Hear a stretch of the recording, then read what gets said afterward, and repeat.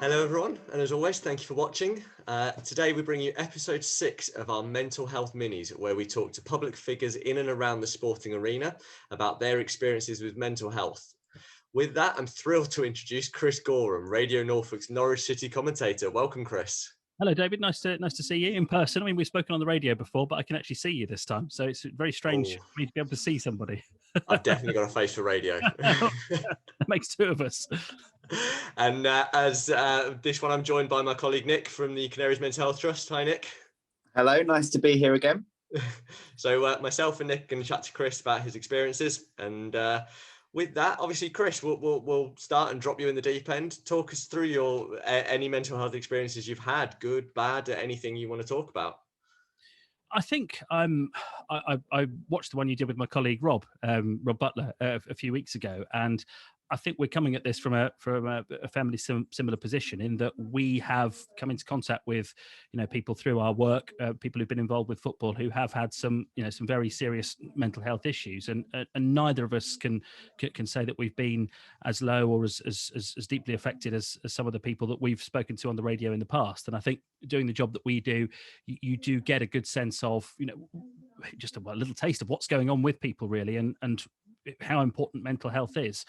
I'm fortunate in that I've never been seriously affected by mental health issues, but I don't want to trivialize it either, because I think we all have our moments, don't we? We all have times where, and for me, I'd like to talk in terms of resilience. There are some days where people can say something to me and it's water off a duck's back and I'm fine. And there are other days when it just gets you for some reason, and your resilience can be reduced by something that's happened in your personal life. Maybe, I think for me, tiredness is a big issue. I think I do the breakfast show on BBC Radio Norfolk, which involves getting up at 4 o'clock in the morning, and it's a terrific job to do. I love it, but there are days when it catches up with you and you feel really tired. And doing that job over the years and having a job that involves working, anything but 9 till 5, you do realize how much your mental health is affected by the way you look after yourself. And if you're not eating right, if you're not getting enough sleep, it genuinely does have an effect. And I'd say that, there are days, and there have been times over the past few years where my resilience has been down for whatever reason.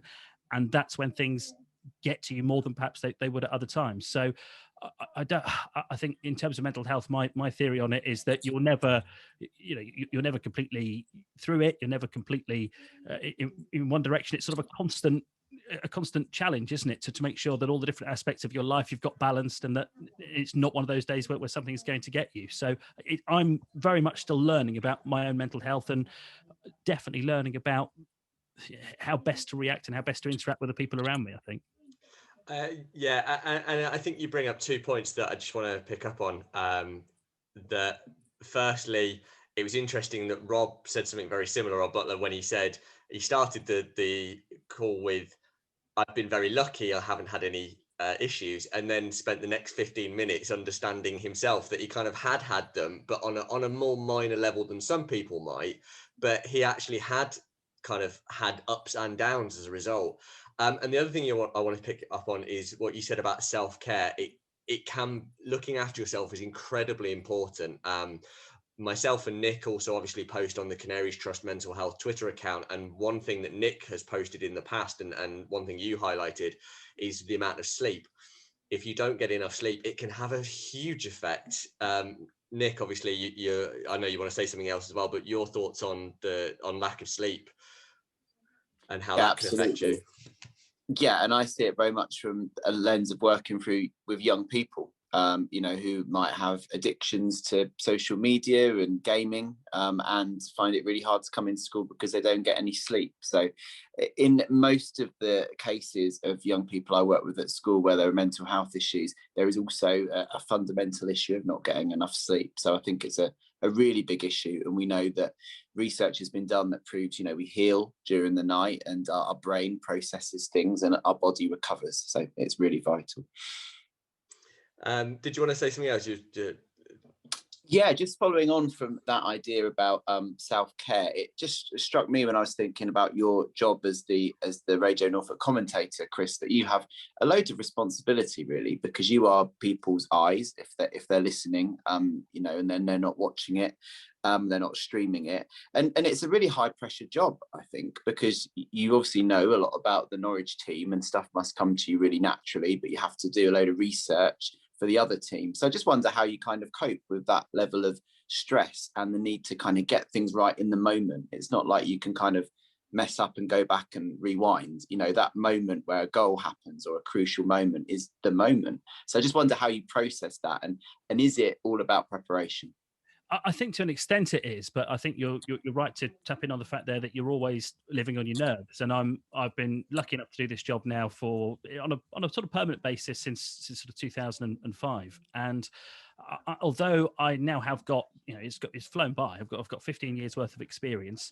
It's not, to me, it's not the sort of job you ever feel completely comfortable with, because yes, I've commentated on hundreds of football matches, but I've never commentated on the next one. That the moment in the next game hasn't happened yet, and you do constantly live in, I suppose fear is the right word, of getting the goal scorer wrong, or missing a moment, or, you know, something happening in a game and you're not understanding what's going on, using the wrong word at the wrong time. It's one of those. It's one of those jobs where the thing that appeals about it, the great thrill of it, is also the thing that could come and really knock you down at the end. And I think because of that, there is a sort of performance element to it. And I find my match day routine is, I'm not suggesting that what I do is anything like as vital as what the players do, but I think I go through a similar sort of thing, in that once you get to 1 o'clock, 2 o'clock on a Saturday, I get really nervous. And I don't know, you'd have to ask Rob, I'm probably not that great to be around on the morning of a match and as the kickoff gets closer, because, you know, that's my big moment is coming, and you don't know, it's not scripted, as you say. So yes, you can do your research and you can be as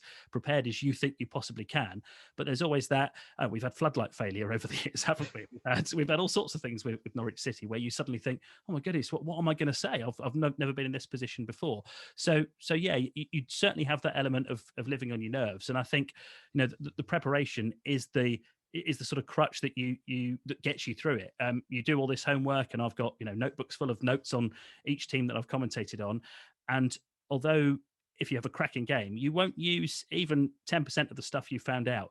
The fact that it's there is so comforting. It's in front of you on the table, on the desk, in the press box. I still write it out in pen, in long form, rather than trying to do it on a computer, because, you know, trying to find a charger or a screen, that's just another thing that can go wrong on the day. So I prefer to have it written out in front of me, because I know whatever happens, that's going to be there. And yeah, I think I've never dared do a commentary without putting that level of preparation in. And maybe, you know, when you've done the same thing for this many years, I probably should be able to do it without, but I don't dare, just in case, because I don't know what happens. I don't know what happens if you haven't got that safety net in front of you.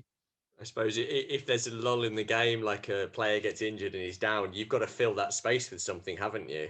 Yeah, exactly. And it's having a little sort of nugget of information about each player. And I think to bring it round to the mental health side of it, I think I've recently sort of changed my mindset slightly towards football commentary, because you've got that anxiety, not just of you saying the right thing, but of what people are going to think about your performance. And I've had that over the years as well. I'm looking back now, and as we record now, we've just had the social media blackout over the weekend, haven't we? The boycott. And I thought that was a really interesting experience, because I am so glad that my formative football commentary years, and even growing up as a youngster, actually, I'm so pleased that that period of my life happened without social media, because it is unforgiving now. And you can have, you know, within moments, you can have somebody telling you that they think you're an idiot or you've got something wrong. And I'm probably my own worst critic. And actually, if you've made a mistake, you don't need telling. And then having people piling in on social media afterwards, it compounds it, and it makes you feel worse. And I think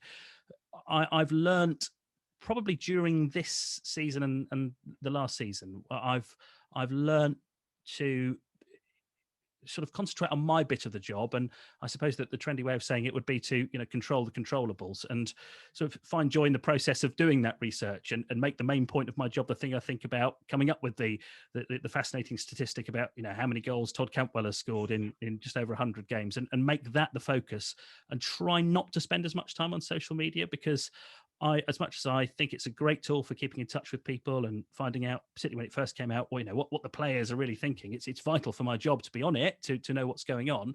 But I'm gradually trying to separate myself from it, because I think there are, and I think we've all realized this over the last few years, there are slightly damaging elements to it that do not do you any good at all. And if you go too far down that rabbit hole, you then it stays in your mind. You then have struggle to sleep, and it becomes a bit of a self-fulfilling prophecy. Because like most people, the job that I do, I'm lucky to do it, but I think most of us that want to do our best at work, if we have a bad day at work, if we don't perform well, it's difficult to switch off from it. You lay awake at night, thinking about it, and then you're in that vicious cycle again, aren't you? Of you've lost a night's sleep, and then you're worried the next day, and you're not fun to be around. It can be a vicious circle like that. Yeah, you're absolutely right. And I think everyone, even those that are what you would call influencers, I think everyone realizes the impact that social media can have, yes, from a positive point of view, but also from a negative point of view. One thing, when you agreed to do this, one thing I've wanted to ask you about sort of how your mental health is affected, especially, is you obviously spend quite a lot of time on the road. Yeah. Whether it be for the commentary covering away games or generally just going out on trips as part of your role. How does being away from home have an effect on you? I know in a previous job I did, I spent a fair amount of time traveling to do training and sorts of things like that, and I really struggled with it. And in fact, I actually had to. It was one of the reasons why I chose to leave that job, because I was really struggling with the traveling. So how do you deal with it? I can completely understand that. And again, I'm always so careful, because the job that I've got is one that I know thousands of people would want to do. I mean, especially at the moment, we've just had a year where very few people have been to watch Norwich City play, and I'm lucky enough. I've had the opportunity to go to pretty much every game during lockdown. So I've got one of those jobs that you're not going to get anywhere if you sit and complain about it, because there are lots of people who would swap with you. Yes. But as with everybody else, it's a compromise, isn't it? And I think as you get older, you realise that nothing in life is 100% perfect, and that there is an element of compromise. And for me, if you want to be the Norwich City football commentator on BBC Radio Norfolk, it involves a lot of time on the road. There's no other way of doing it, because they're going to play Cardiff, Swansea, that they're going to go up to Newcastle in the Premier League next year, and you've got to be there in the ground, and it does have an impact. It's antisocial hours. It's nights away from home, because the journeys are too far to do in a day. And I think this is where, if you were talking about my own mental health, this is something that I would come back to. It's that the different elements in your life that you've got to try and juggle, because you introduced me as the Norwich City commentator, which I am, and I want to do that to the best of my ability. The breakfast show on Radio Norfolk, I want to do that to the best of my ability. At the same time, I've got family at home. I've got wife and children that I want to be there for and do the best by them. I've got friends that I want to see more of. I've got my mum and dad that I want to keep in touch with, my brother. And I think when you're doing one thing, you always feel like you're neglecting the other element of your life. And it comes back to being kind to yourself again, and trying to realize that, part of having the family life that you want is working hard and being able to afford it. And it's that work-life balance that I think so many people struggle to achieve. And if you're at work, you feel like you should be at home, and if you're at home, you're wondering what you're missing at work, and wondering if your next commentary on your next day at work is going to suffer because you're not there putting the work in online, finding out what's going on social media. So it is all a balance. But the time away from home, the traveling, it affects different people in different ways. And maybe there will come a time where I'll just think, not another Sunday night coming back from a terrible antisocial kickoff at Newcastle. But I'm not there yet. I've got to say, there's still enough positives. I still love the job. There's nothing else I'd rather do. There's nothing else I feel that I'm cut out for. So if this ever did end, I have not got anything else to fall back on. Well, long may it continue for the time being. So, and on that note, like talking about the football, obviously this is based on the Canaries Trust and football. How do you think sport affects you in terms of your mental health? Do you see it as I do, that actually I enjoy watching sport, and if I'm feeling low, I stick the football on or the Formula One for myself, or I'll stick a previous game on, like, and go and watch highlights, and it brings me up? There are lots of people whereby football is a detriment to them because they really feel invested. That's not a bad thing necessarily, but they're really invested in it. What about for you? Yeah, definitely. I mean, I don't think you get to do the job that I do now without being not just a sports fan, but a sports obsessive. It was all I was interested in growing up. I was a huge Norwich fan. never any good at playing sport, so this was always going to be the next best thing for me. So for me, it's football, and I suppose over the years it probably has become, a little bit too much like a job. You can't watch Norwich City now without, formulating in your questions, in the questions in your mind that you'd like to ask the manager afterwards, and wondering, how does this affect the bigger picture? So yeah, you probably become less of a raw fan, and you go more onto seeing it as a job. So my relaxation now, when I think about it, would probably come from watching something like cricket. I love days for me, there's no better day out in the summer than a day at a test match, which I've been lucky enough to do a few times with my dad. And I grew up with being very lucky. My dad would take me to loads of sporting events when I was growing up. So I suppose because I don't cover cricket as much as I do football, if I wanted to boost my mental health through sport, that's probably the direction I would go in, rather than watching football, as much as, we all love our football. What do you think has the biggest impact on your mental health, whether it be positive or negative? What do you think is the real driver behind you either having a good day or a bad day? I think, if I was honest, and this is something I've learned very recently, I think it's probably it's how well I've looked after myself. I think a lot of the time, it's very easy to look at outside influences and look at, oh, that person's been mean to me, therefore I'm having a bad day.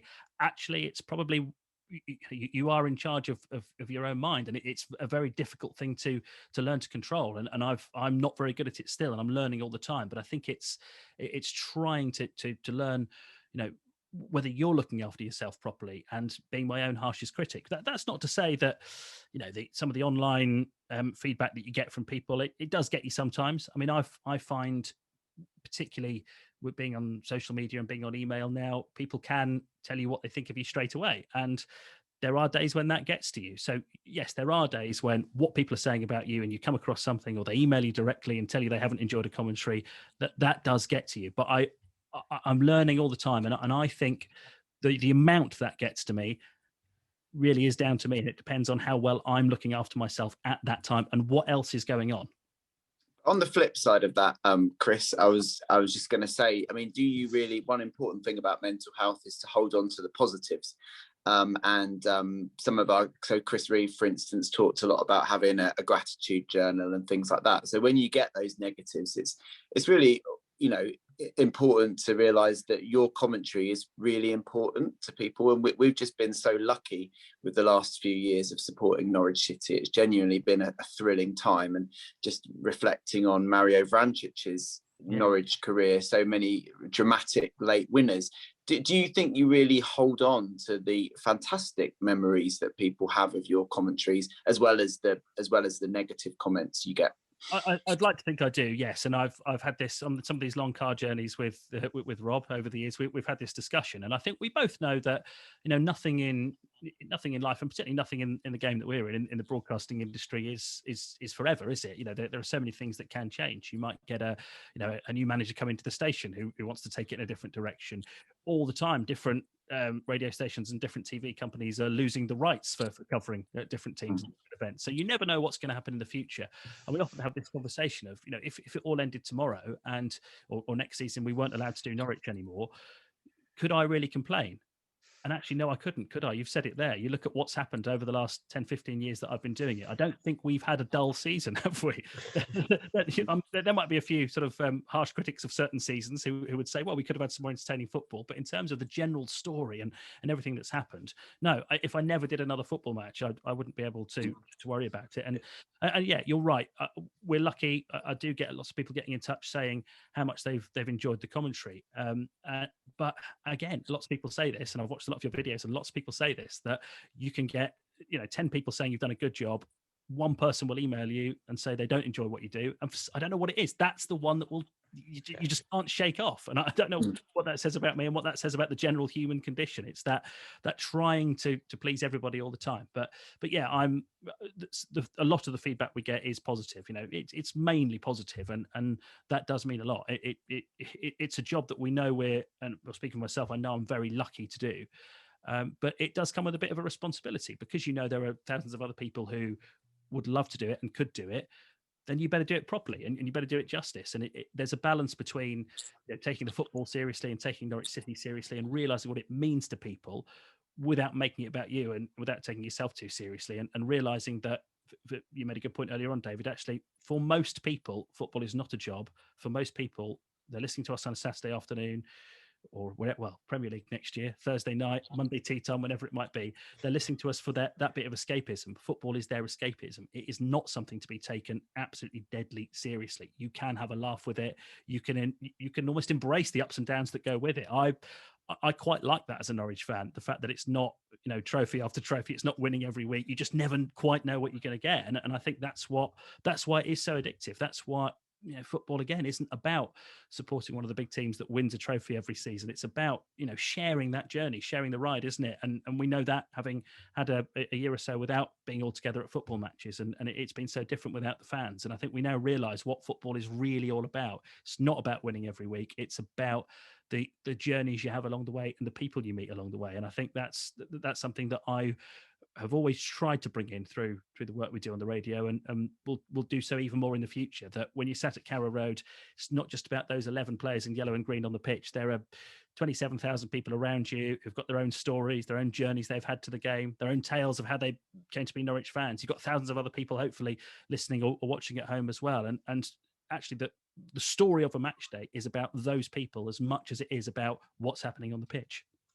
I utterly agree, and I think that you said an interesting point about, and it's been reiterated several times, about how football isn't a matter of life and death as much as we joke about it. To the point of, I don't get to go to many games living so far away from Norwich, so I treasure the ones that I do. But one game that I will always live in my memory, and I remember walking away from this game laughing because it was so ridiculous, but I could have very easily gone a different way, but I was laughing, was our 7-1 loss to Colchester at home in our first League One game. And there you're laughing at it now. It would be very easy if we really felt it to kind of take that could have a detrimental effect on us. But because we enjoy the sport, you can't help but look at it and just find the funny side sometimes. You're absolutely right. And I think, let's be honest, it's what happened in the other 45 games after that has made the Colchester game a little bit easier to take. The fact that they went on to win the league. But yeah, I think you're so right with that. And again, I've realised it more now without fans than I ever have done. And something I always come back to whenever anyone starts working for us on the sports desk at Radio Norfolk, and that they want to talk about how to make football appeal to perhaps the audience who are not big football fans, who are not there every week wanting Norwich to win. The thing I always say is when you go to a game on a Saturday and you get back home to your family, whoever you live with, your wife, your husband, your mum, your dad, and they say, "Have you had a nice day?" The first thing you say is never, "Well, do you know what? Norwich played 3 at the back, they're 2 wing back." That's not where you start. You start with, "Oh, we had an amazing pie at half time," or "We found a brilliant pub." And that's when you stop and think, hang on, this is what football is all about. Yes, it's important to have an understanding of the tactics and for 90 minutes enjoy the game.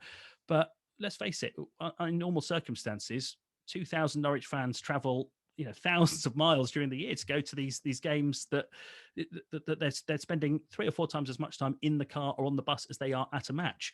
Why are they doing that? It makes no sense at all when you think about it, does it? And there are probably people who don't like football who think, well, why are you going all the way to Preston on Good Friday to watch Norwich City play? Because you just watch it on the telly or listen to it on the radio.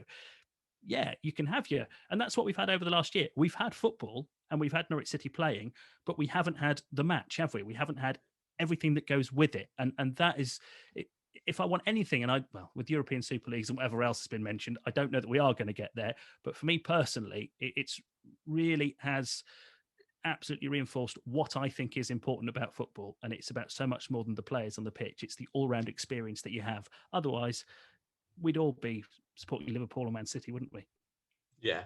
I'm conscious that my whole thing about these mental health minutes is to keep them short and quick. And so I want to kind of wrap up there.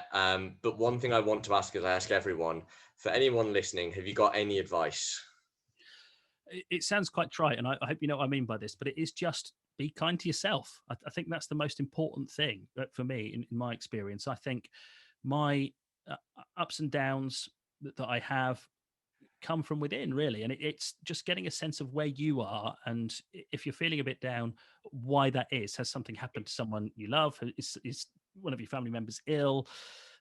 how much of an impact is that having on you? How well are you sleeping at the moment? Is there something that's occupying your mind? And because of that, if you're then getting criticized at work, or you don't feel you've had a good day, actually your mind starts to play tricks on you, and you start to react in different ways to other people, don't you? And I think it's just to try and take a few minutes every day just to sit there and, yes, be grateful for the good things you've got in your life, but just take a stock of what's really going on in your life at that moment, and just think, well, actually, do I feel a bit down about this because of something else? And it's such a hard thing to do. And I'm really lucky. I've got a very supportive family. My wife's very good at this. We sit down and we talk most evenings about, that didn't go well today, or we reacted, we told off one of the children perhaps a bit too soon, and we shouted, and we don't like that. Why did we do it? Well, actually, we didn't have a great night's sleep, last night, and maybe that's what's happened. So I think that's a big thing. I think is just always having a realistic assessment in your mind of where you are.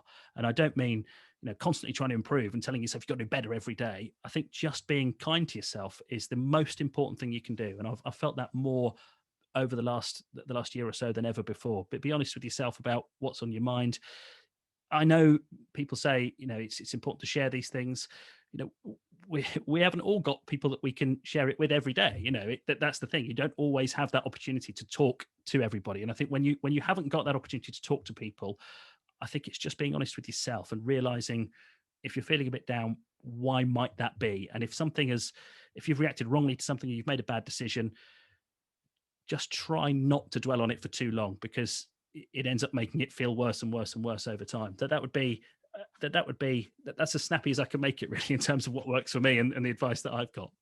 No, it's appreciated. And like I say to everyone watching, and like, if you're feeling down, if you can talk to someone, great. But if you can't, Chris is absolutely right. Just be kind to yourself as much as you can, and you'll get through it. Yeah, But I think that's it. Yeah, I mean, talking to, again, you go back to the job that I do. I'm up at 4 o'clock in the morning to go to work. I don't see many people quite a lot of days. So it's not easy to go in and sit down and talk to someone straight away. So I've had to learn to deal with a lot of this myself, and I think to me personally, that's what works for me. Is just being a bit honest about where you are, and being kind to yourself. Cool. Thanks, Nick. Anything to add? No, that's brilliant. Great advice. Chris, thank you so much for your time today. Thank you for opening up to us. It's hugely appreciated. Well done with what you're doing. I think these conversations are really important, and it's something that, again, we've got so much better at over the years, isn't it? Just being a little bit more aware of where we all are and where other people are mentally. I think that's important as well. Realizing where other people around you might be, and just making allowances for that. I think that's a fantastic point to end on. Thank you so much, Chris. Thank you.